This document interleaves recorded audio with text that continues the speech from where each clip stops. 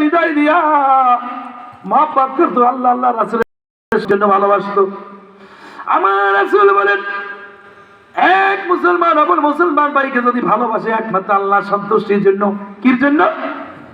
আল্লাহ সন্তুষ্টির জন্য ভালোবাসে, তার দুটি পরওয়ানা দুনিয়াতে হায়াত বেড়ে যাবে, রিজিক বেড়ে যাবে। বলেন সুবহানাল্লাহ। কিয়ামতের দিন, মুসিবতের দিন, যখন আরশের ছায়া ছাড়া কোনো ছায়া থাকবে না, আল্লাহ তখন আরশের ছায়ার নিচে ছায়া দিবে। বলেন সুবহানাল্লাহ। ওই ব্যক্তি যখন মারা যাবে, কবরে যখন শোয়াইয়া রাখবে, মুনকার যখন প্রশ্ন করবে, কবরে আযাব দিতে পারবে না নামাজি ব্যক্তিকে। বলেন সুবহানাল্লাহ। কবরে আযাব হটাই দেওয়া হবে। কিয়ামতের দিনে, মুসিবতের দিন, হাসরের ময়দান যখন কায়েম হবে, 50,000 বছরে হাসরের ময়দান থরথর থরথর করে কাঁপতে থাকবে মানুষ। সূর্য মাথার উপরে আসবে, জমিন তামার মতো হয়ে যায়, গরম হয়ে যায়, মগজগুলা ফেটে ফেটে গলে পড়বে।